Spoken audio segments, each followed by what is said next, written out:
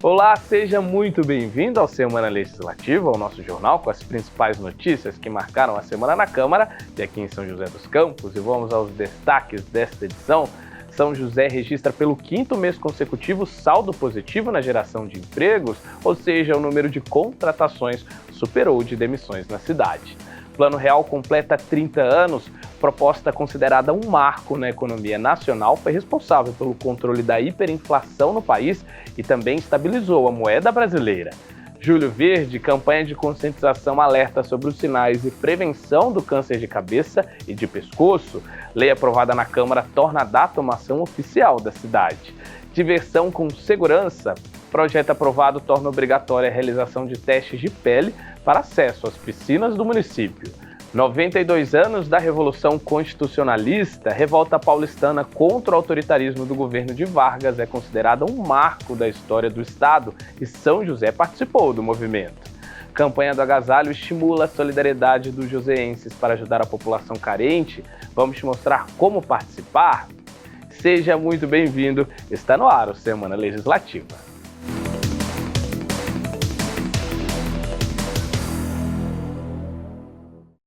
E vamos abrir o Semana com uma boa notícia. Pelo 5º mês seguido, São José dos Campos teve saldo positivo na geração de emprego. Bom sinal para a economia da cidade e, claro, a expectativa é que esse número continue a crescer nos próximos meses. Quando as portas se abrem para uma nova oportunidade de emprego, é um recomeço. Foi assim que se sentiu a Cássia ao retornar para o mercado de trabalho depois de 12 anos desempregada. É como se fosse o primeiro emprego, porque fiquei muito tempo fora do mercado de trabalho e retornar é uma ansiedade, uma expectativa, é algo novo, novamente. A contratação veio depois que Cássia se qualificou. Ela fez cursos de capacitação que ajudaram a reforçar o currículo. Ajudou, o curso de administração foi um curso rápido, que tirou algumas dúvidas que ficaram esquecidas, né? Com o decorrer do tempo que eu fiquei fora, me ajudou bastante. Foi uma lembrança, né? Eu retornei a lembrar o que eu já tinha aprendido. Dados do último levantamento do CAGED, o Cadastro Geral de Empregados e Desempregados, São José registrou pelo 5º mês consecutivo saldo positivo na geração de empregos. Os dados são de maio e no comparativo dos últimos 12 meses, São José registrou 8.795 novas oportunidades de trabalho geradas. São José se destaca entre as cidades brasileiras, já que em grande parte do país o saldo foi negativo. Segundo o município, alguns fatores foram decisivos para um bom resultado, como a instalação de novas empresas nos ramos da construção civil e aeroespacial. Na indústria, números positivos, isto é a contramão do que acontece no país. A nossa indústria aqui em São José cresce e a ritmos bons, empregos altos e de qualidade. A indústria aeronáutica liderando isso. Mas você tem também a vinda de alguns novos empreendimentos para a cidade em diversos setores, né?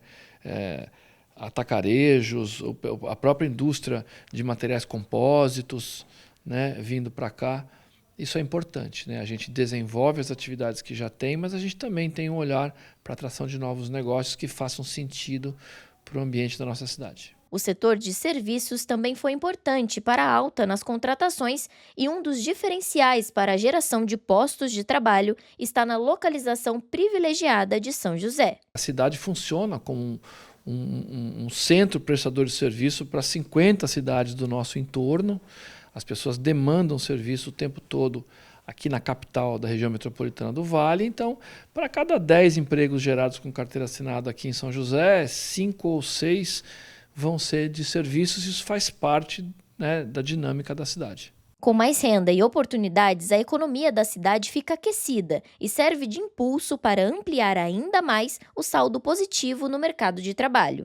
É o que espera o Matheus. Há 3 meses, ele busca por um novo emprego e espera conseguir uma vaga no ramo de logística. Espero que hoje vou fazer uma entrevista para analista de logística.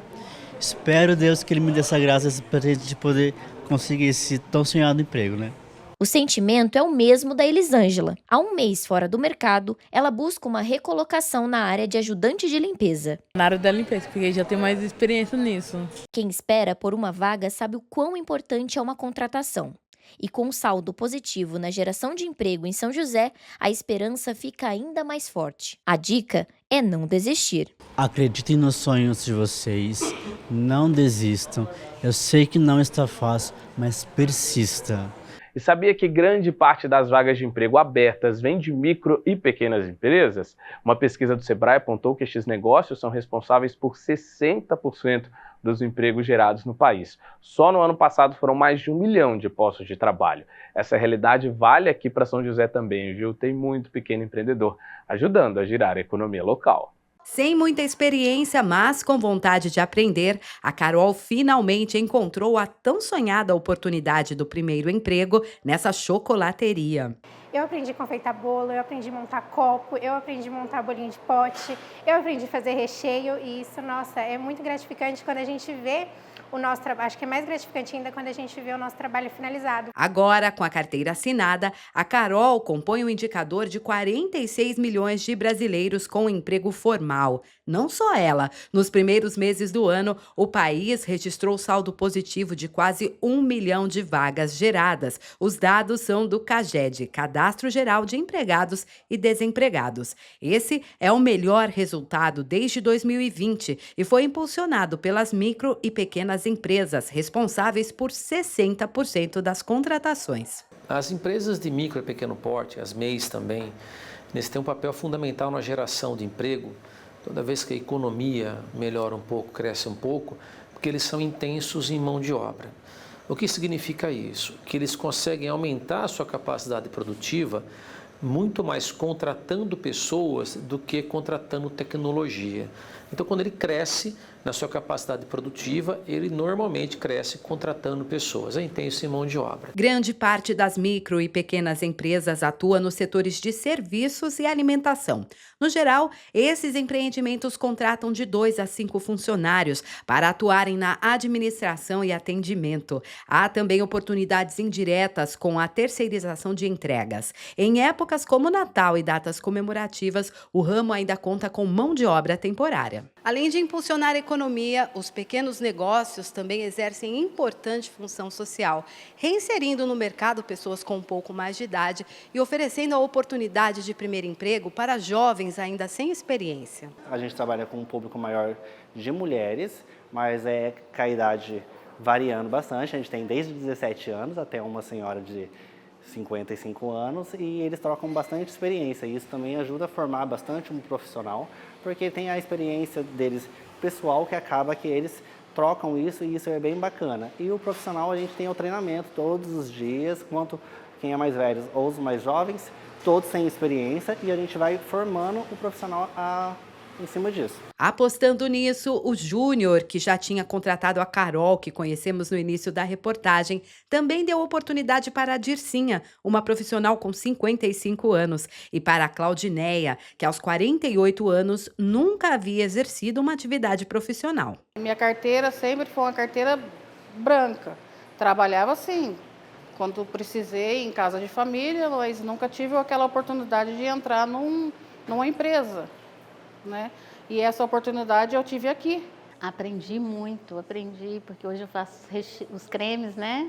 Eu faço os cremes, então eu fico na louça, eu aprendi bastante aqui com eles, muito, muito. Era tudo que eu esperava. Meus planos é continuar aqui e me aposentar aqui. Para se ter uma ideia da importância das pequenas empresas na geração de emprego e renda, só no ano passado, o Brasil registrou a abertura de 859 mil micro e pequenas empresas, alta de 6,62%. Se incluirmos as MEIs nesse cenário, temos um total de 3,77 milhões de novos pequenos negócios abertos no país, o que representa 96% do total de empresas criadas no ano passado, considerando as de médio e grande porte. Normalmente, o primeiro emprego, quem está entrando no mercado, e aí se eu tenho uma baixa qualificação profissional, acaba sendo gerado em empresas familiares e pequeno porte. Assim como também a recolocação, 50 a mais. porque essas empresas precisam muitas vezes de talentos e não conseguem disputar com os jovens talentos que procuram as grandes empresas com melhores salários e benefícios. Alguém querendo se colocar no mercado de trabalho pode se recolocar numa empresa desse tipo que vai ganhar muito com a experiência que essa pessoa traz. As pequenas empresas se destacam como um celeiro de oportunidades, ideias e inovações nas mais diversas áreas, com um potencial enorme para criar novidades e contratar novos profissionais. A gente busca tendências, a gente busca sempre o produto que está em alta, então a gente acompanha a nossa concorrência, a gente dá uma olhada sempre nas redes sociais, onde as pessoas estão postando, o que outras empresas estão fazendo, para que a gente se atualize e esteja sempre à frente. E em 1994, há 30 anos, o Brasil ganhava uma nova moeda e iniciava um dos planos mais inovadores da economia nacional. O Plano Real foi uma medida para conter a inflação recorde da época e tentar organizar a política monetária do país. Deu certo. A aposta estabilizou a economia e nossa moeda se mantém consolidada há 3 décadas. A ida ao supermercado já foi bem diferente do que é hoje. Há 30 anos, o cenário de hiperinflação influenciava o hábito de compra dos brasileiros. A correção era 3 vezes ao dia, a correção dos preços, né? Então era muito ruim. Eu lembro das remarcações, né? O supermercado remarcava as mercadorias 3 vezes ao dia, né? Isso não tem explicação. Só para se ter uma ideia, em 1994, a inflação acumulada de 12 meses chegou a quase 5.000%. Esse economista explica que as escolhas econômicas ao longo do tempo levaram a moeda brasileira à desvalorização e à necessidade de mudança. Na década de 1980, a gente teve aí a crise da dívida externa, e então a gente era dívida externa / pública, porque a boa parte da dívida externa era a dívida pública. E aí realmente a inflação subiu muito fortemente, a gente tentou combater via congelamento de preços, que era uma medida artificial e que tinha impacto temporário cada vez menor período de tempo em que esse tipo de medida tinha efeito. Então, isso acabou levando ao contrário, uma aceleração da inflação ao longo do tempo. Foram diversas tentativas de estabilizar a moeda. Ao decorrer dos anos, os brasileiros se acostumaram a ver o dinheiro em circulação mudar. Cruzeiro, cruzeiro novo, cruzado, cruzado novo. E os supermercados nem sempre puderam oferecer essa variedade de produtos como a gente conhece hoje. As prateleiras cheias já foram bem diferentes. É que outro evento marcante durante o período de hiperinflação foi o congelamento dos preços, determinado pelo governo federal. Essa dinâmica dificultava a relação entre supermercados e fornecedores e afastava ainda mais os consumidores. Essas fotos mostram um pouco do que acontecia. Prateleiras vazias e cartazes sinalizavam aos clientes que a falta de produtos era a consequência da dificuldade dos fornecedores em estabilizar os preços. Além das mudanças inconstantes nos mercados, a economia também sofria com o alto desemprego e a rápida desvalorização dos salários. Em 1994, veio então o Plano Real, um conjunto de medidas econômicas lançado durante o governo Itamar Franco. Para se ter uma ideia de como a chegada da moeda impactou a economia brasileira, em junho de 94, mês anterior ao lançamento do real, a inflação era de 4.922% no acumulado de 12 meses. Um ano depois, o número caiu para menos de 30%. Nos dias atuais, o indicador é menor que 4% em 12 meses. O planejamento foi longo. Esse economista explica que, com o passar do tempo, mudanças foram necessárias. Teve um plano antes de estabilização da economia, de ajuste das contas do governo, de corte de despesas, de diminuição de despesas, de aumento de arrecadação, equilibrando as contas do governo para começar a tirar o governo da parte deficitária. Mas antes mesmo do real, teve a unidade real de valor, o RV, que foram assim, praticamente uma moeda fictícia, ela não existia fisicamente, mas ela existia com uma paridade do dólar. Então, a moeda que existia antes, ela era desvalorizada, mas o RV era estabilizada em paridade com o dólar.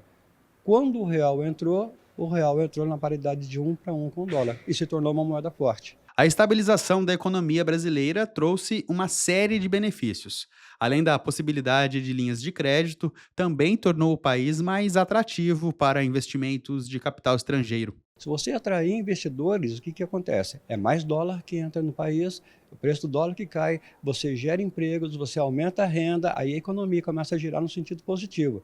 Para os economistas, é essencial que hoje as políticas econômicas e fiscais sejam mantidas para assegurar que o país não enfrente novamente desafios significativos como os vividos antes do Plano Real. É algo espetacular a gente pensar que a gente conseguiu manter o sucesso do Plano Real, apesar de todos os problemas, todas as dificuldades. Certamente foi um grande feito para o Brasil, sem o qual a gente não poderia sequer discutir questões de desenvolvimento de longo prazo. Arrumou-se a casa? Sim. Tiveram poucas decisões políticas e mais decisões econômicas. Diminuiu-se os gastos necessários de governo, sabe? Equilibrou a arrecadação com despesa, passou segurança para quem estava querendo investir no país, mostrou seriedade. Então, tudo isso daí contribui para ser positivo. E a gente vai para um intervalo rapidinho, mas não sai daí, porque no próximo bloco vamos te mostrar um projeto aprovado que obriga a realização de testes de pele para quem for usar as piscinas públicas da cidade. Mais saúde e segurança, ainda tem informações da campanha Julho Verde, que alerta sobre o câncer de pescoço e o câncer de cabeça, daqui a pouco.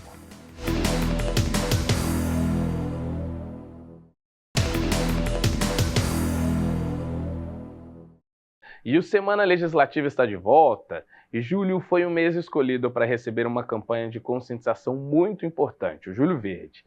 A proposta é alertar toda a população sobre os sinais, tratamento e as formas de prevenção do câncer de cabeça e de pescoço, que pode afetar diversos órgãos nessas áreas. Entre os mais comuns está o câncer de boca, com 15 mil diagnósticos no país.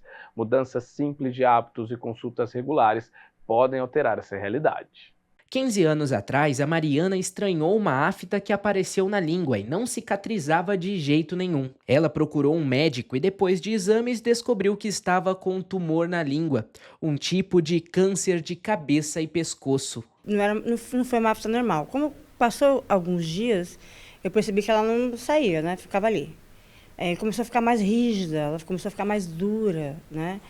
E aí, na época, eu tinha contato com alguns dentistas, né?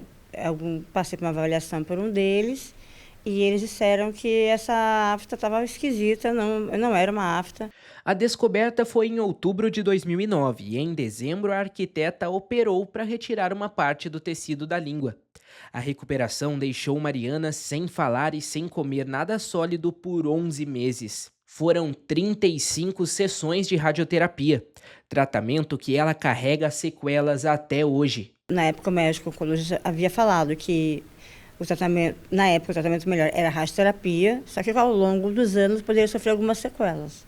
E hoje eu trato, né, toda a minha boca, a questão de osso, dentes, né, que foi uma sequela que ficou, eles ficam mais enfraquecidos, né. Diagnósticos como o da Mariana são comuns. Segundo o Instituto Nacional de Câncer, o Brasil deve registrar cerca de 40 mil novos casos de câncer de cabeça e pescoço no triênio de 2023 a 2025. E quando falamos em cabeça e pescoço, não estão incluídos casos cerebrais, mas sim tudo o que se encontra nessa região do corpo. Então, câncer de pele que surge na região de cabeça e pescoço é um câncer de cabeça e pescoço, como também um câncer na região de qualquer parte da boca, da língua, da garganta, da nasofaringe, da laringe, da tireoide, das glândulas salivares, dos seios paranasais, da paratireoide. Qualquer região acometida vai ser considerada câncer de cabeça e pescoço, situando-se exatamente as lesões intracranianas, como as lesões cerebrais. É preciso ficar atento aos sinais. No caso da Mariana, foi uma afta, mas cada tipo de câncer apresenta sintomas diferentes. Um câncer de pele na região de cabeça e pescoço vai ser uma ferida que pode ser desde uma rósea até uma ferida que não cicatriza e sangra, até uma manchinha marrom. Ou pensando agora para dentro da região da boca, uma ferida que não cicatriza, uma placa avermelhada, uma esbranquiçada, uma dor de garganta que não melhora, uma rouquidão que não melhora, uma dor ao engolir, uma dificuldade para engolir, um caroço no pescoço que não some depois de várias semanas. O lado bom é que esse tipo de câncer tem grandes chances de ser evitado. Manter hábitos de higiene em dia, ter uma alimentação equilibrada, não ingerir álcool em excesso e não fumar podem ajudar a diminuir os casos. Para conscientizar sobre os riscos e cuidados necessários, um projeto de lei aprovado pela Câmara Municipal instituiu na cidade o Julho Verde. Durante o mês é realizada uma campanha de saúde pública sobre os sinais do câncer de cabeça e pescoço. O dia 27 é o Dia Mundial de Conscientização e Combate a esse tipo de doença. A doença câncer de cabeça e pescoço é muito diversa, mas na maioria dos casos é uma doença amplamente prevenível. Se você se afasta dos fatores de risco, como eu falei, luz solar, tabaco, etilismo, HPV, má higiene oral, você consegue, em grande parte dos casos, prevenir esse tipo de doença.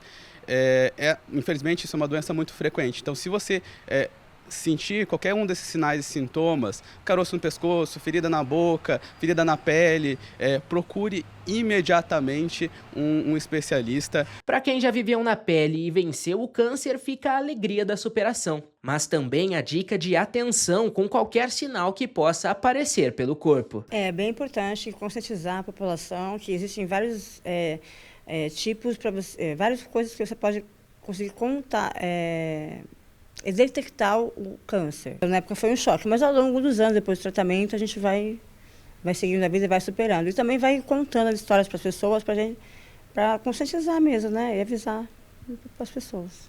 E um projeto aprovado na Câmara tornou obrigatória a realização de testes de pele para quem for usar as piscinas da cidade. O objetivo é prevenir algumas infecções ou doenças contagiosas que podem ser transmitidas pela água, exemplo das micoses, um cuidado necessário, segundo a comunidade médica, para a saúde de todos. Nesse condomínio de São José, o uso das áreas de lazer segue boas práticas de saúde e segurança. Na piscina, a recomendação para os moradores é fazer exames dermatológicos antes de mergulhar. E segundo o síndico William, a adesão ao combinado tem sido positiva. A comunidade aceitou muito bem essa prática, a gente faz um controle todo através da portaria, onde cada unidade apresenta a cada 90 dias os seus exames médicos e a gente percebeu uma ótima aceitação da nossa comunidade aqui no Vida Bela. A política adotada pelo condomínio é um cuidado necessário, como afirma essa dermatologista. O ambiente da piscina pode favorecer a transmissão de doenças contagiosas de pele, além de outras infecções. Pacientes que têm micoses superficiais na pele, às vezes por andarem descalço no ambiente úmido, acabam podendo contaminar o ambiente, e outras pessoas que pisarem ali ou tá circulando ali na água podem pegar também. Além disso, também tem algumas infecções bacterianas que podem favorecer também contaminar outras pessoas. Se de repente a pessoa tá com uma feridinha aberta, uma fissura na pele, isso pode também acontecer. Esse cuidado nas piscinas compartilhadas é tão importante que foi tema de um projeto aprovado na Câmara. A proposta torna obrigatória a realização de testes de pele para a utilização das piscinas de clubes e parques aquáticos da cidade. De acordo com a matéria, quem frequentar os espaços terá que apresentar exames a cada 3 meses. Para a dermatologista, essa é uma forma segura e justa de oferecer acesso às piscinas, considerando também as pessoas que têm condições de pele não contagiosas. Pacientes com psoríase, dermatite atópica, são pessoas que não têm contraindicação de frequentar a piscina e muitas vezes eles acabam se privando de ir por causa do julgamento de outras pessoas, né? Que acabam sendo estigmatizadas porque tem algumas lesões de pele, mas são doenças assim que não causam, não infectam ninguém, não contaminam ninguém, não tem contraindicação nenhuma. Então é importante o exame tanto para um lado das pessoas que podem contaminar, para as que não podem contaminar o ambiente ou outras pessoas. Mesmo que o projeto não inclua os condomínios, o síndico William conta que os moradores se tornaram adeptos do exame médico e planejam torná-lo obrigatório. Com a possível nova regra, ele estuda a convocação de mutirões no condomínio para que os exames dos condôminos estejam sempre em dia. A gente já faz isso, inclusive, com vacinações, né? A gente costuma ter parceria com os postos de saúde local para trazer equipe médica aqui no condomínio. Isso facilita muito para a comunidade a questão de deslocamento, desafoga o sistema público. E a mesma coisa a gente pretende fazer, uma vez que a gente adote o uso, né, de inspeção médica para a piscina, que a gente consiga fazer mutirões para a comunidade. E as rodovias paulistas vão ficar mais seguras para os animais. O governo do estado anunciou uma série de medidas para regularizar o processo de licenciamento ambiental e um dos objetivos é evitar atropelamentos e respeitar a biodiversidade local. São várias propostas, entre elas a criação de passagens e cercas para a fauna silvestre e o cuidado com o transporte de produtos perigosos. Toda a malha viária do estado terá que passar por adequações. O primeiro viaduto do estado de São Paulo, construído com vegetação especialmente para passagens de animais, tem cumprido sua função. E a prova está nestes registros. Aqui, um cachorro do mato aproveita a madrugada para fazer a travessia. A mesma estrutura também é caminho para a jaguatirica, para o lobo-guará e centenas de animais que habitam esse importante trecho da Mata Atlântica. Estamos na Rodovia dos Tamoios, que liga o Vale do Paraíba ao litoral norte. A estrada, que passou por obras de duplicação, implantou o viaduto para garantir a preservação das espécies. Hoje a gente já tem sistemas de redução, né, de atropelamento de fauna, desde questões estruturais, como passagem de fauna, cercamento, como ações não estruturais também, como educação ambiental, parcerias com os órgãos, com os sistemas, a gestão do Parque Estadual da Serra do Mar, né, a Fundação Florestal. Então toda essa parceria que existe com os lindeiros, com os municípios, são ações que também trazem uma efetiva redução no atropelamento de fauna. Para proteger a biodiversidade na operação das rodovias, o governo do estado de São Paulo anunciou novas regras e procedimentos para a regularização do licenciamento ambiental. As novas medidas incluem a criação de estruturas seguras, como esta, que fica aqui no quilômetro 26 da Rodovia dos Tamoios. Das 19 passagens que a rodovia possui, 5 são monitoradas e desde 2019 já registraram mais de 1.300 travessias de fauna. Para Danilo, especialista em meio ambiente da concessionária Tamoios, esta regularização incorpora e padroniza o modelo de preservação das rodovias, o que aumenta as áreas de proteção aos animais. A importância dessa regularização é trazer para as concessionárias do estado de São Paulo e para Tamoios também uma padronização nos dados envolvendo fauna, em todo o processo de registro de ocorrência, passagens de faunas, atropelamento, e isso vai trazer uma padronização que vai causar um impacto de redução nos atropelamentos de fauna em todas as rodovias do estado. A exigência da licença ambiental também deve aumentar a segurança para o transporte de cargas perigosas, como explica a diretora de avaliação de impacto ambiental da CETESB.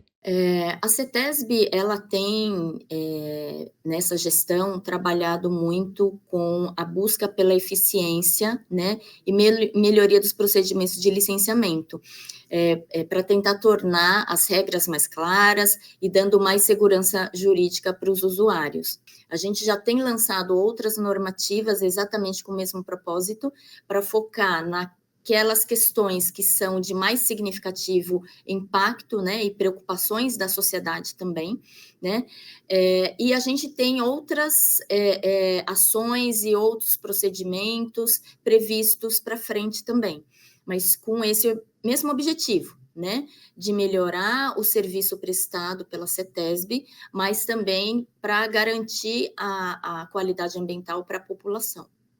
Para confirmar a eficiência dos sistemas que já estão em operação, dados da concessionária Tamoios mostram a diminuição de atropelamentos de animais na rodovia. Em 2022, foram encontrados 37 animais feridos e 436 mortos. Em 2023, foram 27 animais feridos e 397 óbitos.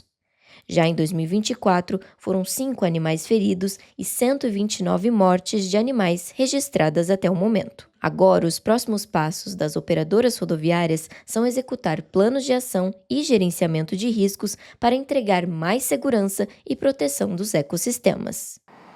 Na prática, a gente vai montar tudo que hoje a gente já tem implantado, a gente vai montar um relatório, vai montar um plano de mitigação de atropelamento de fauna e esse plano vai ser entregue e aprovado pelos órgãos ambientais. E todo o monitoramento, toda a efetividade desse plano vai ser também apresentada aos órgãos ambientais. Hoje, em partes, a gente já faz isso dentro dos processos de licenciamento, mas a partir do plano a gente vai fazer isso de forma completa ao longo de toda a rodovia. E a gente segue para a nossa última pausa e quando voltarmos vamos te relembrar como foi a Revolução Constitucionalista de 1932 e mais, vamos te incentivar a participar da campanha do agasalho deste ano. Tem muita gente precisando dessa ajuda, viu? A gente volta já.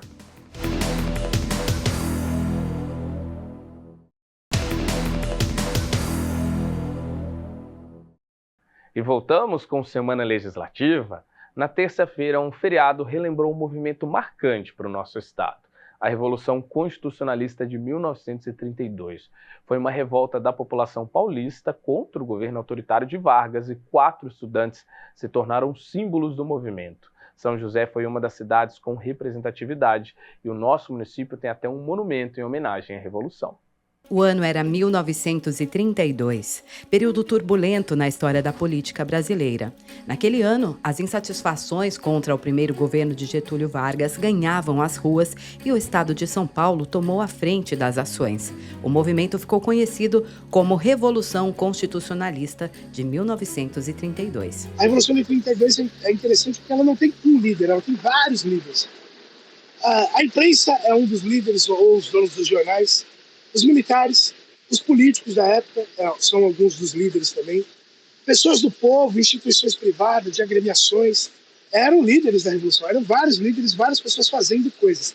E, naturalmente, os municípios, como também instituições, participam, aderem à Revolução de 32 e colocam em prática todo aquele programa, aquele método de como se organizar para ir para a guerra. Com a proposta de um governo menos autoritário e menos intervencionista, o movimento sugeria a criação de uma nova Constituição para o país. Surgem diversos conflitos, mas um deles ganhou repercussão nacional. Diante de milhares de pessoas, 4 estudantes foram mortos: Mário Martins de Almeida, Euclides Bueno Miragaia, Drauzio Marcondes de Souza e Antônio Camargo Andrade. As iniciais dos nomes das vítimas, MMDC, se tornaram um verdadeiro ideal político.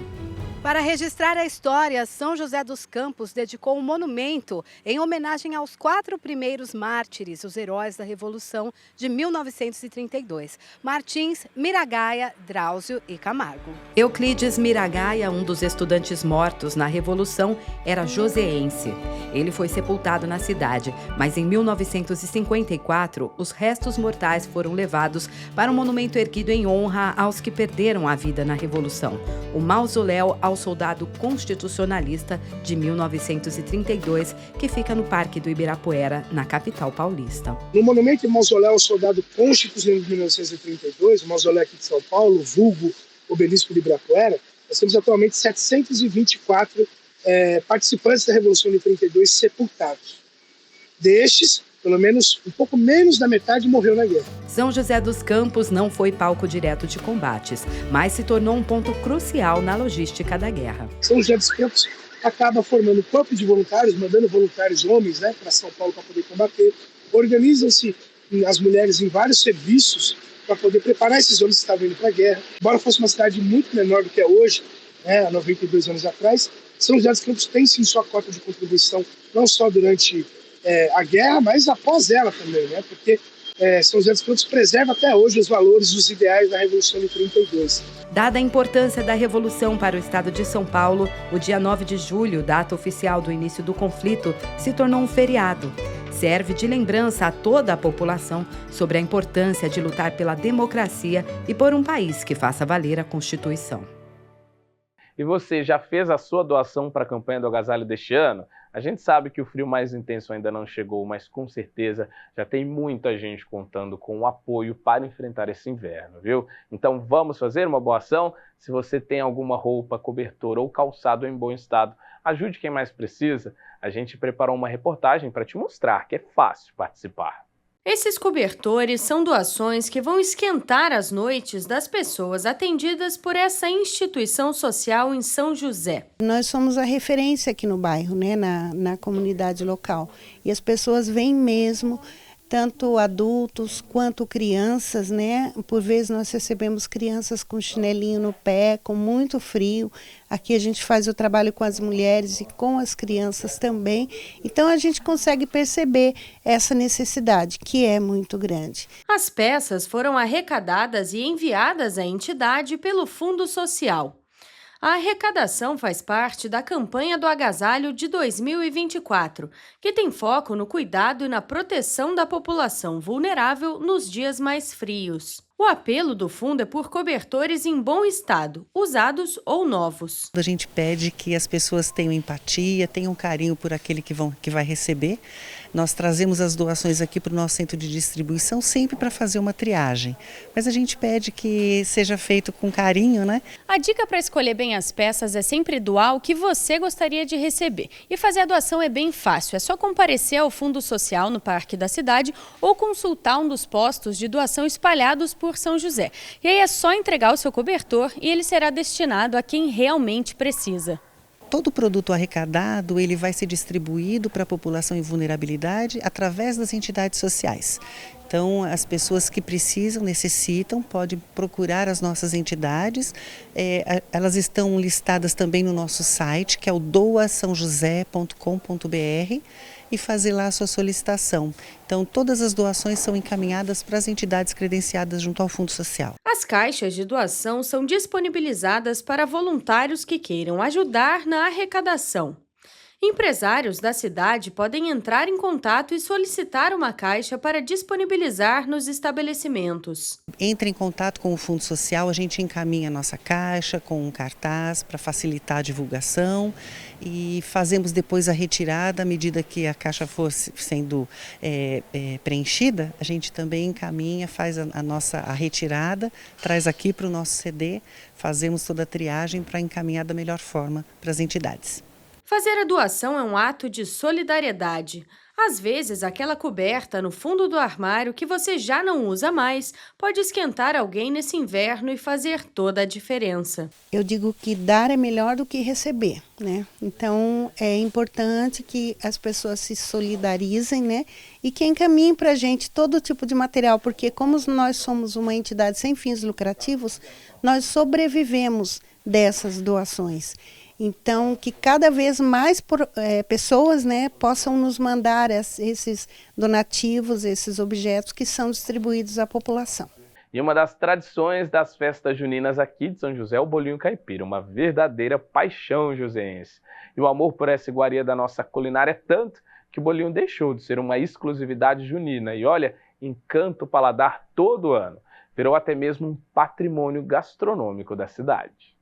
Festa junina no Vale do Paraíba é sinônimo de bolinho caipira, um prato típico da região, queridinho dos joseenses e até mesmo de quem é de fora. Mas se engana quem pensa que o bolinho é uma tradição só desta época. A Tamires, que trabalha com a fabricação de bolinhos há mais de 7 anos, produz a iguaria o ano todo. Por isso, precisou inovar e criou novos sabores. Hoje, né, a gente faz o sabor de alho poró com ricota, queijo e requeijão. Esse está sendo um diferencial, onde todo mundo está gostando bastante desse sabor. E agora a gente também retornou com carne seca com catupiry. E aí tem depois o de queijo, né? Também temos alguns vegetarianos e veganos, porque tem gente que não come carne e a gente também está atendendo esse público, né? E aí a gente faz de brócolis temperado, também fazemos de palmito com creme, e aí esse é o nosso diferencial. No mês de junho, a Tamires vendeu mais de 2.000 bolinhos e a procura continua alta até dezembro. Para dar conta da demanda, ela produz mais de 2.400 unidades por dia. Então a gente não faz bolinho só na época, a gente também faz o ano inteiro bolinho, né?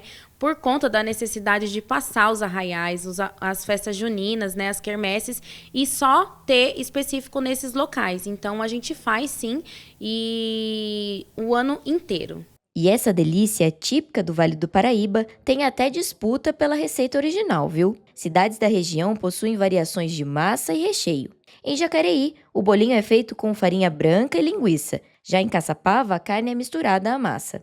O chefe de cozinha Rodrigo explica que a receita remonta às tradições culturais e gastronômicas dos povos indígenas e colonizadores do Vale do Paraíba. Então era uma preparação que vinha dos indígenas, que eles utilizavam milho e mandioca e recheavam com carne de caça. Com o passar do tempo e influência portuguesa, das invasões portuguesas, vamos colocar assim, invasão, foram adicionadas técnicas de preparação. E hoje existem vários tipos de bolinho. O bolinho tradicional de São José, ele é feito com farinha de milho amarela, farinha de mandioca e é recheado com carne moída, cebola e alguns temperos, tá? Aqui em São José, o bolinho caipira é tão importante que já é considerado o patrimônio cultural da cidade, presente em todas as festas e eventos regionais. Pedacinho de tradição que é impossível resistir. Toda cidade, toda região tem aquele prato que coloca você como marca registrada. E o bolinho caipira, pra gente de São José, é tido como grande referência e um marco que a gente tem orgulho de levantar. Sendo a época ou não, o bolinho caipira movimenta a economia e é querido o ano todo. E para ninguém ficar com água na boca, o chefe Rodrigo passou pra gente um segredinho que faz o bolinho caipira de São José se destacar entre qualquer outro. O bolinho caipira, para ele ficar extremamente saboroso, tem um segredo que é o caldo do suco do limão. Quando você coloca o suco do limão dentro da carne, quando você frita, ele deixa a carne muito mais suculenta e o bolinho com aquele caldinho que geralmente as pessoas se queimam quando comem o bolinho muito quente. E o Semana Legislativa fica por aqui, mas continue ligado na nossa programação. Se você quiser rever o nosso programa, é só acessar a nossa página no YouTube, o @TV Câmara SJC. Lembrando que também estamos no Instagram e no Facebook pelo mesmo endereço. Então é só seguir e se inscrever nos nossos canais pelo @TV Câmara SJC. Um bom fim de semana para você, até mais!